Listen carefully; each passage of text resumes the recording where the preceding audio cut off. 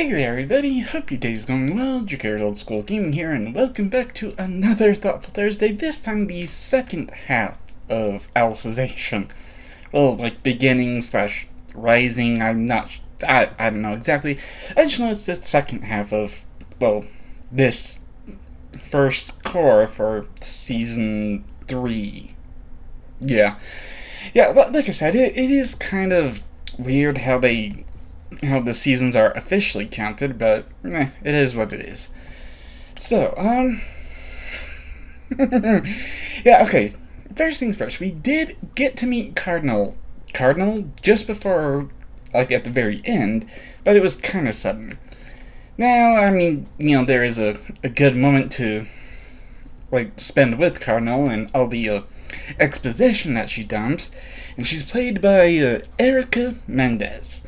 That's a name that's going to pop up a number of times. And then, yeah, there is the little bastard Trudelkin. God. Voiced by Frank Totoro. Yeah. And finally, like, kind of near the end, meeting the Pontifex / Quinella / administrator, whatever the hell you want to call her. Yeah, and she is voiced by, Hold up a second. I was just editing that, and somehow I got the wrong information. I got the completely wrong name for Pontifex's voice. It's actually Maureen Price, and I've already I will edit out the wrong name. You don't hear the wrong name. The right name, Maureen Price. Now, back to past me. And no one else has changed, so let's see. There is a new opening credits theme. Because it's, Resistor by ASCA. I'm not sure if I'm supposed to say it as the initials or call it ASCA.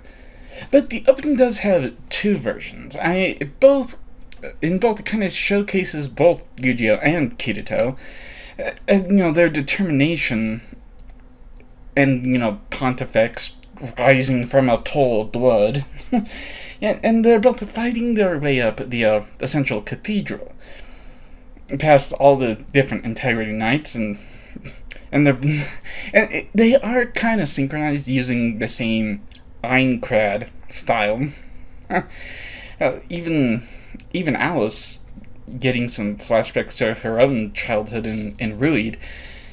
But the second version, things are kind of more or less the same, except a lot more foreshadowing to what's about to happen Yu-Gi-Oh!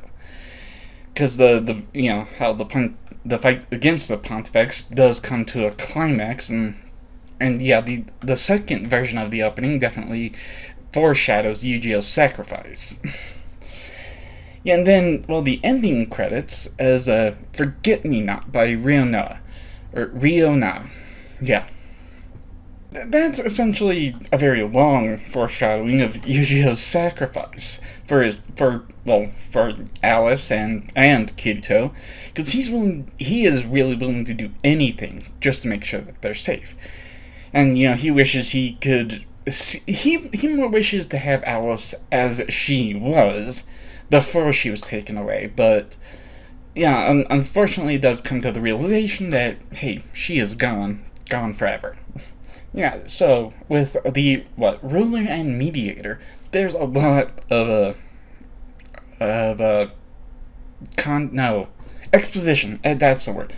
There's a lot more exposition as to how Cardinal and Pontifex interact with each other, because the Flicklight for Pontifex was running out of memory space and decided to essentially overwrite the memories of a small child in order to store more memories. However, the way the original Cardinal system works, outside of the Underworld, maybe the Underworld itself is probably monitored by the Cardinal Seed, but essentially there's two systems. The first is the primary system, which essentially just makes sure that everything is actually running smoothly. And then the second is a secondary system, the purpose of that secondary system is to make sure there are no faults with the primary system. Yeah, essentially it's the whole cardinal system is designed to run without any human interaction at all. Now, with Pontifex and Cardinal, the Pontifex obviously has a number of flaws, because a Fluctite shouldn't, essentially the whole underworld is supposed to be a simulation of human life. And Cardinal has disobeyed that by making herself immortal and reversing her age and doing all this other stuff that's just like, yeah. Yeah, so the secondary decides that, there's plenty of faults with the primary, so need to start fixing them. And in the situation, it's a huge fight. Yeah. But, of course, there's no way for either of them to win. They're both like gods with equal power over this world. An unstoppable force meets an immovable object. Cardinal retreated to the library, which is one of the few places where Pontifex has no rule over. Yeah, and, waiting for hundreds of years to find allies, finally finding them in Kirito and Yu-Gi-Oh! And she can at least open a door, next to the armory, where their swords are being held, as well as understand how to, bring out the true power, the recall recollection and the, enhanced system armament to truly take advantage of their swords. Then the Crimson Knight. So, yeah, quite the fight, but, Kirito was the innovative one, using a cryogenic element to try and block the flames. And Yu-Gi-Oh! Ends up being the one winning the fight by using the blue rose ice to quell the flames. I mean, it was a pretty nice fight, just all the fire and... Yeah, I have to wonder, what was the budget for this season, because there's some pretty intense fights. And as it turns out, this is not only the night that shot Kirito up in the garden, but also the same night that took Alice away, but he doesn't remember because, the Pontifex manipulates everyone's memories. The thing is, Yu-Gi-Oh! At first is kind of enraged, but he eventually cools down, realizing that it's not really worth it, especially since, the knight doesn't actually remember anything. And then the Shining twins decide to show up.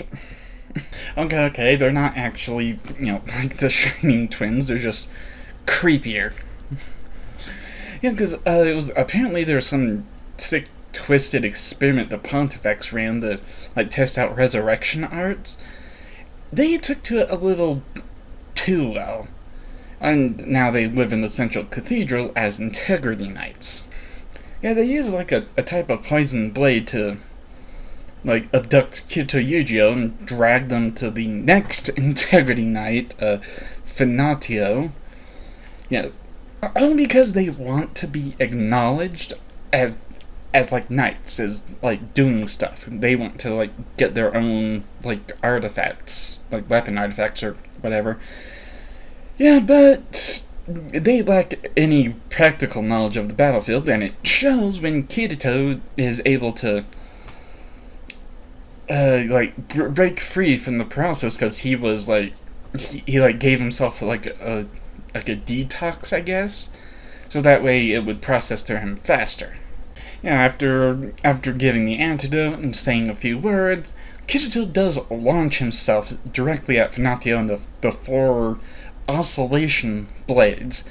He quickly outmaneuvers them, and even Finatio orders them to stand down. And it is quite the amazing fight, because Finatio's blade was apparently made from 1,000 mirrors that all caught the midday sun all at the same time.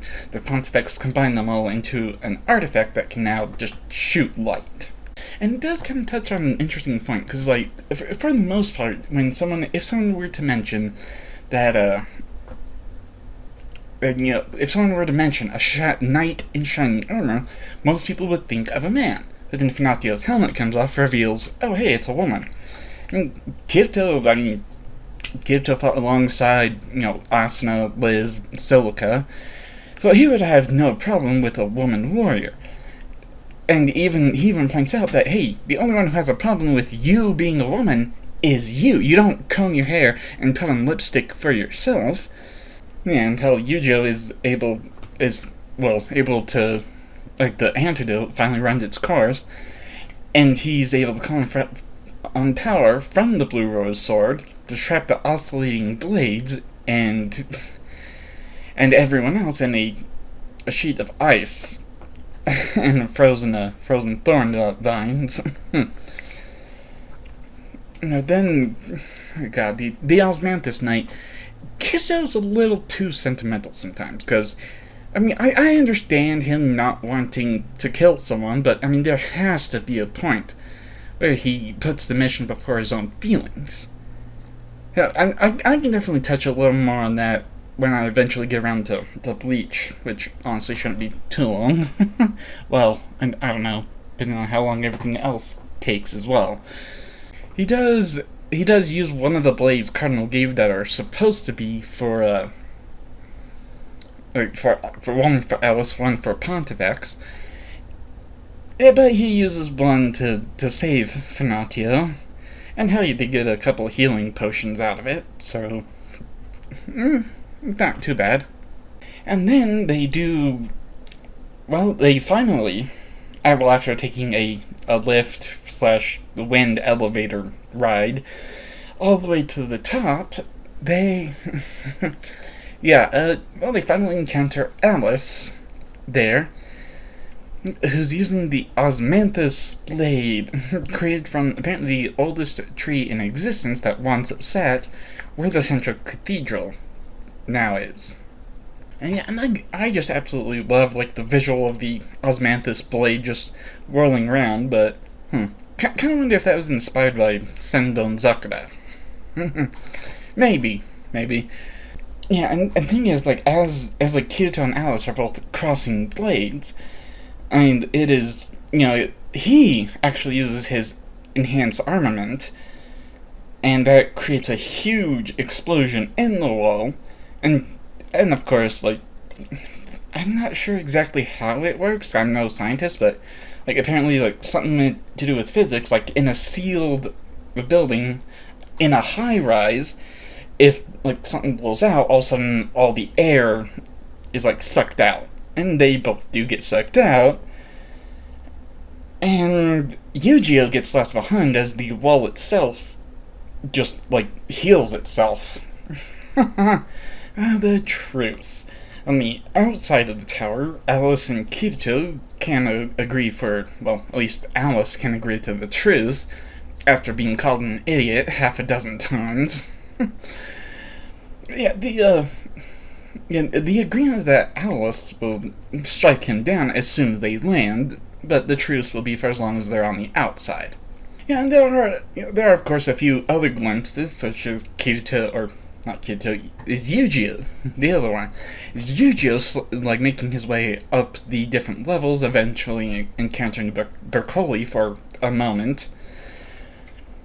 And then, Alice and Rinko having lunch on the sea turtle, with a slight foreshadowing as the JSDF ship kind of sails further away.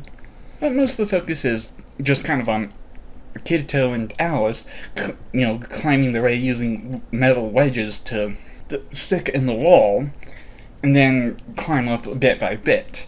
And Alice is apparently very afraid of heights, because she's just completely frozen on every single wedge. The rules for Underworld seem to be that the more light there is, the easier it is to use sacred art. So, like, as the sun is setting, they have to wait for the moon to actually shine before using more.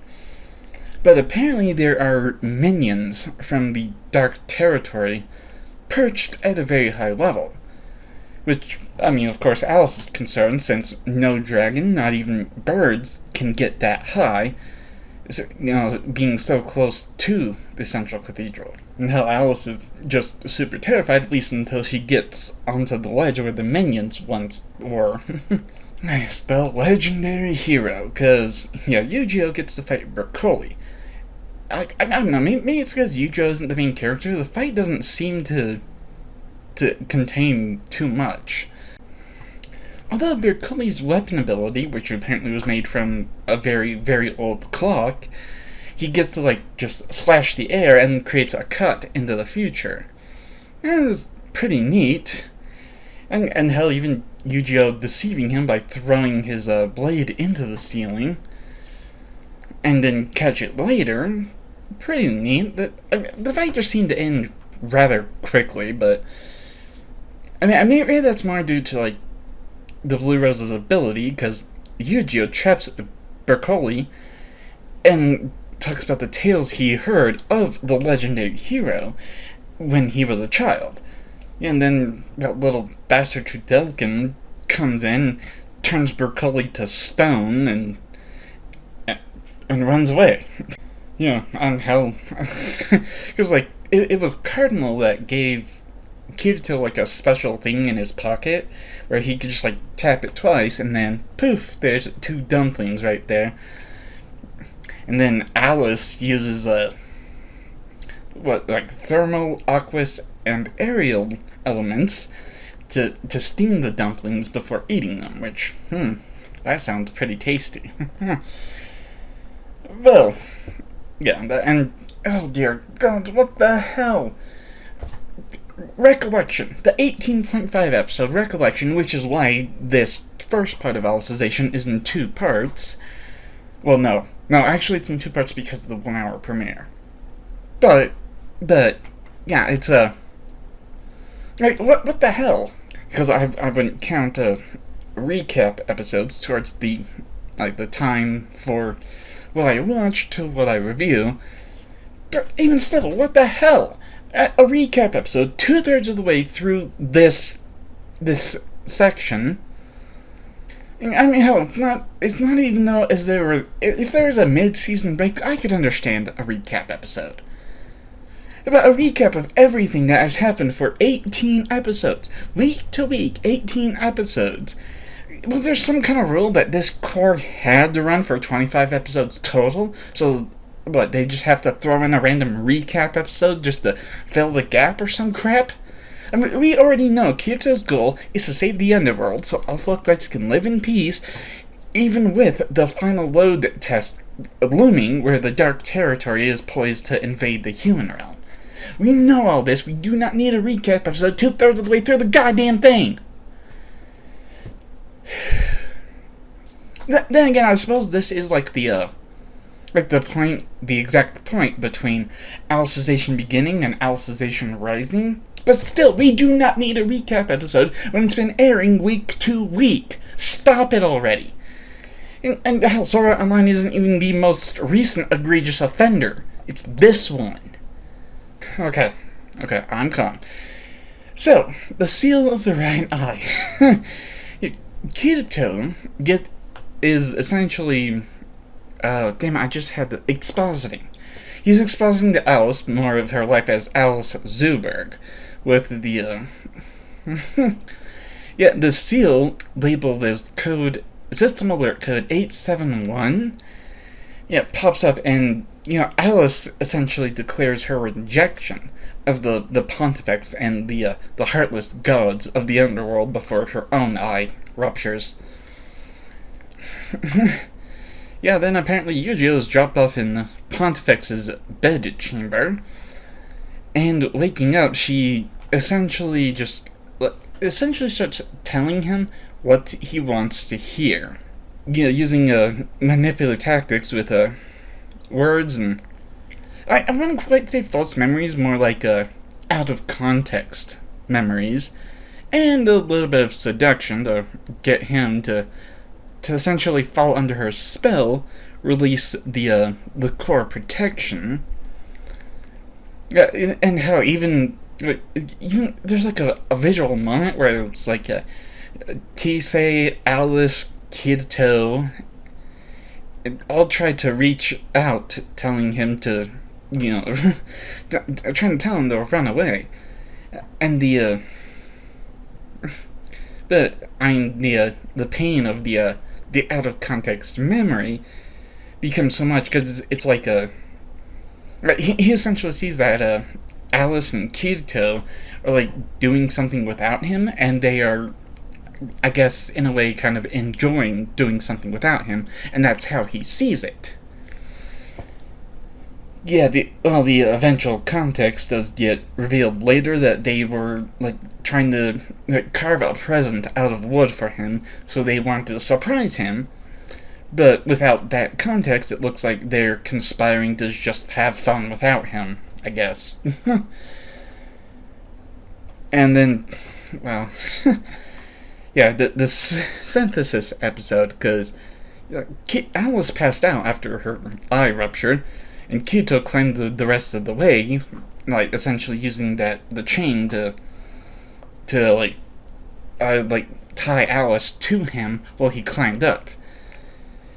Yeah, and she's all complaining that that his sweat just like got absorbed by her clothes, and he's just like, I saved you. I climbed all the way up here, the final 10 floors. You didn't do anything. Of course I'm going to sweat. Yeah, they enter the bath area, yeah, where Coley has been turned into stone, and the blue sword is essentially frozen in a block of ice. They have to go back upstairs, and oh dear, the Senate is just so goddamn creepy. A bunch of like iris pupilless bodies. Well, not even bodies, just the torso. And they are like essentially constantly saying system call, spy on this Fluctite number and this Fluctite number. They're essentially watching the entire human empire and being fed at regular intervals. Ugh. It is creepy. And hell, just a moment later, Chudelkin actually reveals that the synthesis ritual, where like essentially what just happened to Yu-Gi-Oh, he removed core protection. Yeah, it can be forced on someone as it was on Alice. Yeah, because that's when the Pontifex puts the memory core inside. And then Yu-Gi-Oh, having been more or less kind of corrupted by Yu-Gi-Oh, or by the Pontifex, but not by himself. Yeah, Yu-Gi-Oh was corrupted by the Pontifex and challenging Kirito to a fight. And hell, even the 32nd night, which is the next episode, the fight itself does come to a close rather quickly.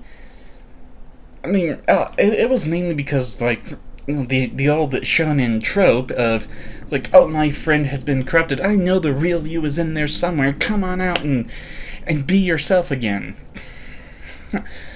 And hell, even Yu-Gi-Oh breaks free from the Pontifex's control as she removes it's called a piety module. Yeah, but she removes it, and he reveals that he's no longer under her control. Both Kirito and Alice are perfectly fine, come climbing up after Chudelkin. And Chudelkin is assigned to deal with him, who becomes super creepily motivated after being promised everything of her body for a single night. Yeah. Now then, Titan of the Sword.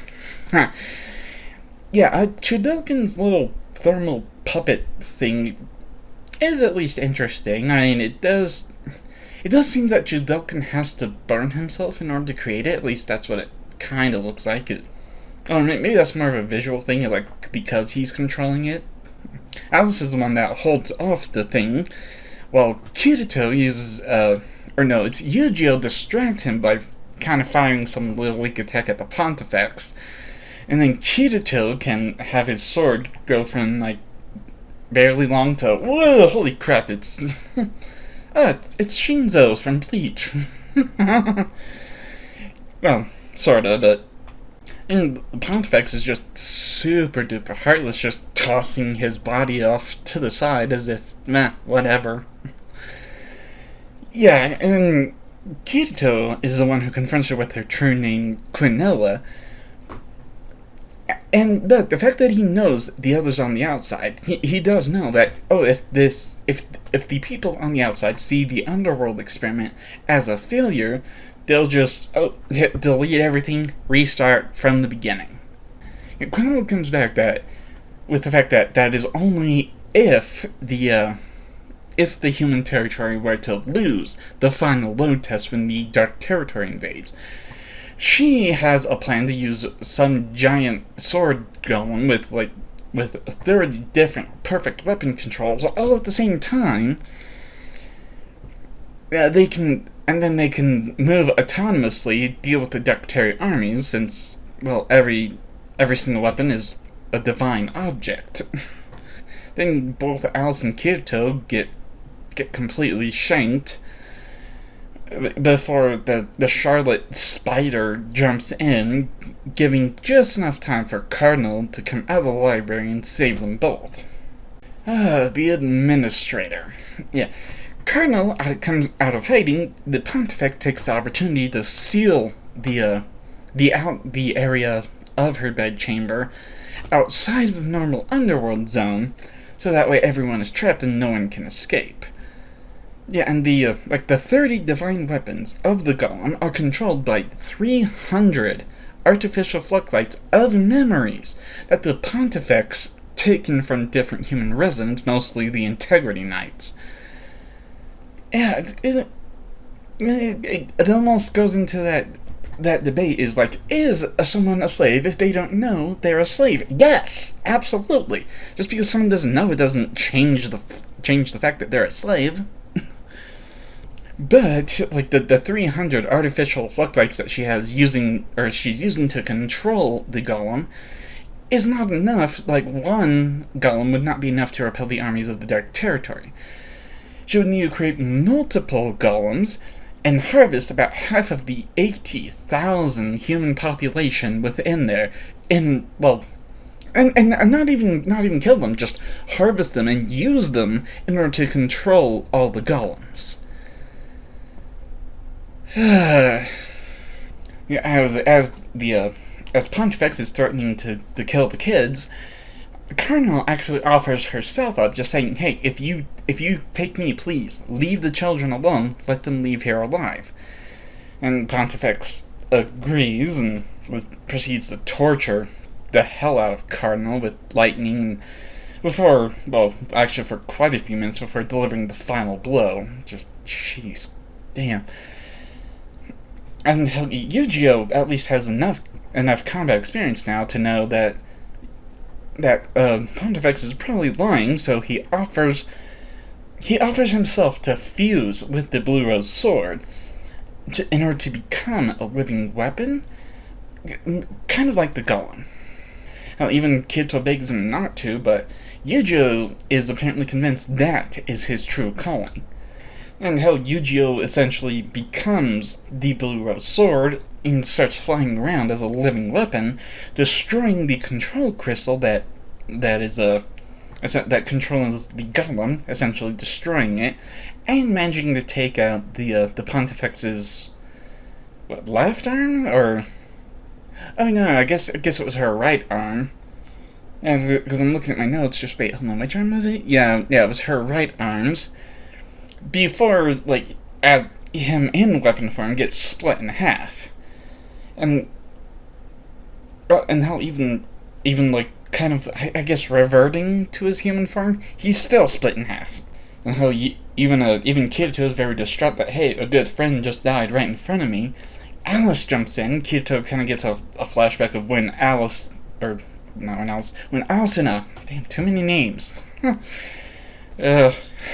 it's because I memorized every name in Bleach. I have a hard time keeping track of all the other names, but yeah. Essentially, Alice jumps in the same way that Asuna did back at the end of Aincrad, and Kirito wakes up for the fight.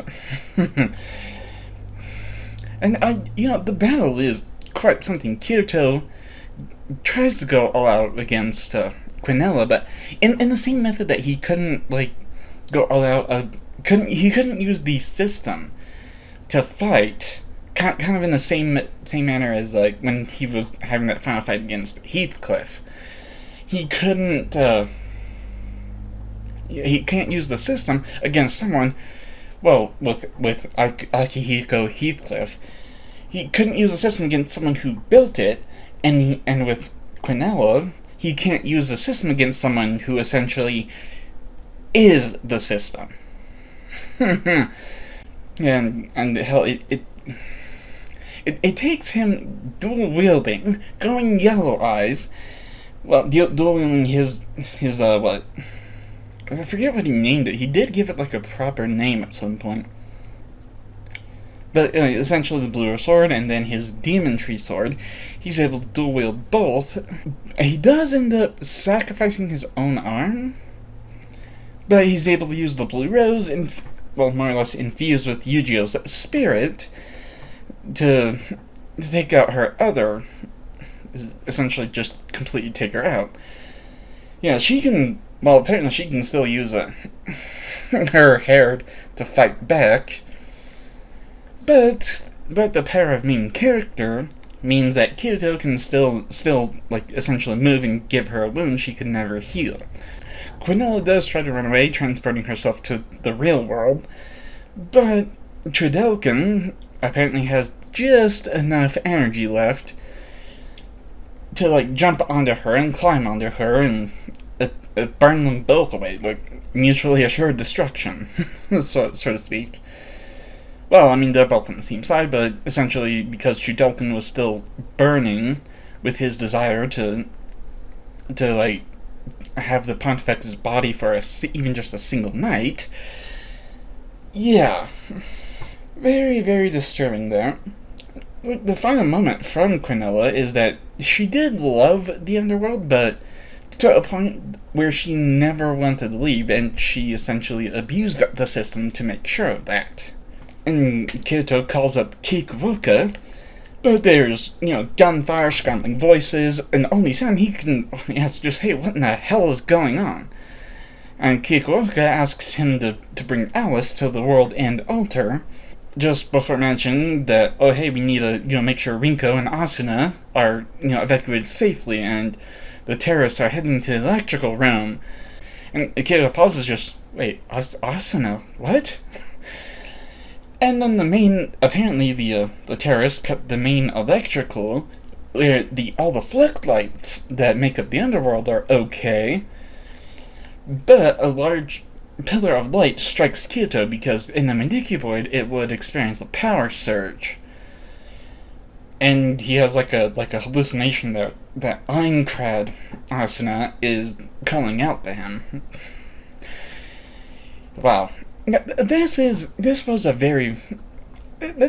a fun season, core, whatever the hell it's supposed to be, I don't know.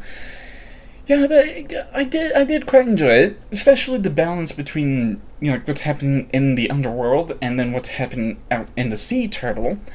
And yeah, there definitely was more in the underworld, but of course, like I mentioned last time, there is a high-speed time-lapse within the underworld. And while we don't see every single aspect of their daily lives, we get, like, the highlights. And even with those highlights, there's, it's very slow, or very, very fast compared to what's happening outside. And now, honestly, I'm not sure, like, if the War of Underworld, which will be one video this time, or next time, and I'm not sure if it includes Alicization Rising at the beginning, but I'm okay with with doing it all as one. And hell, like I said, this whole core, yeah, it does focus more on the underworld, and then like the 2% out in the real world. Hey, things happen. Asuna informs the rest of Kirito's harem, like where he is and what's happening. Yeah, but it's more like all the action is happening in the underworld, and then the sea turtle, it's really just kind of like a bunch of science talk and a little foreshadowing, not really much happening until the terrorist attack. Yeah, but more of that gets revealed as to exactly what's happening next time. Yeah, and I do enjoy, like, the whole writing of it, where it's just like, hey, we don't need to explain exactly what's happening until it's already happened. And, leaving things as foreshadowing and answers for the next time is better than expositing a whole bunch and then, oh, here's what's happening, because we just explained it for 5 minutes, now here's 30 seconds of how it happens. That happens a lot more than you might think, but anyway, I've got to get going, so I've got to rush and get things as fast as I can. Anyway, I will see you in the next one. So yeah, not much more to say about this one. I definitely enjoy Sword Art Online. It gets Sword Art Online definitely gets a lot of hate, but personally, I enjoy it. So I will see you in the next one, whenever that happens for me. Yeah, so don't forget to smash the like button, subscribe if you haven't hit that bell so you can always be notified whenever I upload another video, and as always, have fun.